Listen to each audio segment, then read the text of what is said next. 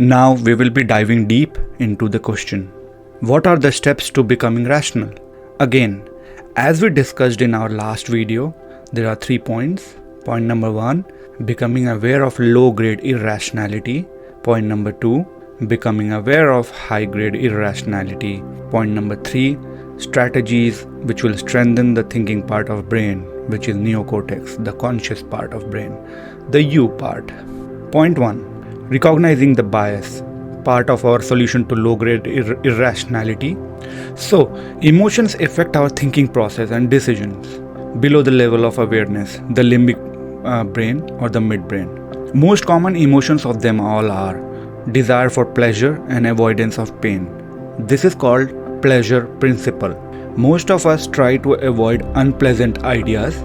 We imagine that we are looking for the truth and are being realistic, but in fact, we are holding on to idea that releases our tension, soothe our ego, and make us feel superior. Do not think you are immune to mental biases. No, you're not. And if you think so, it's sign of pleasure principle in action. Let's discuss different biases. Try to recognize which one you are. Remember, this course is not a story but a self-reflection. This is a science and will let you know how our brain is built and how it functions. Make sure you take notes for more understanding. Okay, so let's go. Biases.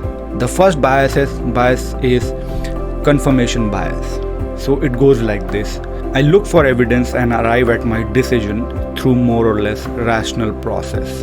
What does that mean? We hold on to an idea, let's say your political inclination, and we convince ourselves that we have arrived this idea with rationality. We find evidence to support of what we want to believe. This is an unconscious mind in action, an example of pleasure principle. So what are the examples of these? We see this bias mostly in planning phases when different people do the planning in their day-to-day life. Everything should work according to the plan, which will lead to the desired result. But does it? Does it go according to the plan? Usually plans are always made without thinking the positive and negative aspects, and usually emotions veer us to take the rosy path. Or you can also see this when you visit a specific consultant for advice. Usually human wants their idea to be confirmed by an expert opinion, correct? If somehow the so-called expert do not agree with this, you dismiss their opinion and their expertise. Second bias is conviction bias. I believe in this idea so strongly, it must be true. What does that mean? We hold on to an idea that pleases us, but deep inside we might have doubts about it to be true. So what do? We go extra mile to convince ourselves and contradict anyone who challenges us. We will never accept that our idea is wrong in any way possible. What are the examples of these? This bias makes us susceptible to salesmen who display conviction as the way to convince and deceive. They know people are hungry for entertainment, so they use their ways with a dramatic effect. Third bias, the appearance bias. So I understand the people I deal with. I see them just as they are. What does that mean? We see people not as they are, but as they appear to us, as these appearances are usually misleading. First, humans are trained to socially behave in a specific way so that they are judged positively. You must have experienced this. They present themselves as hardworking. We take this mask for reality. Second, we are prone to halo effect. When we see a person, positive or negative quality in a person, other positive and negative qualities are implied. So what example do we have? People who are good looking must be trustworthy.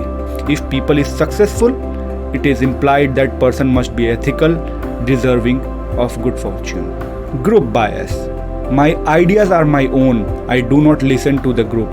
I am not conformist. What does that mean? We are social animals. We cannot live alone, correct? It is deeply terrifying and depressing. When in group, we are motivated to take up ideas and opinion because we find it relieving. We are unaware of this pull and imagine that ideas are completely ours. but in fact it's not. What are the examples? We can see this in action while supporting some specific ideology or political views. Blame bias. I learn from my mistake. Meaning, we want to learn from our mistake and never want to repeat it. But in truth, we do not like to look too closely to what we did in the past. Our introspection is limited. Our natural response is to blame others or circumstances.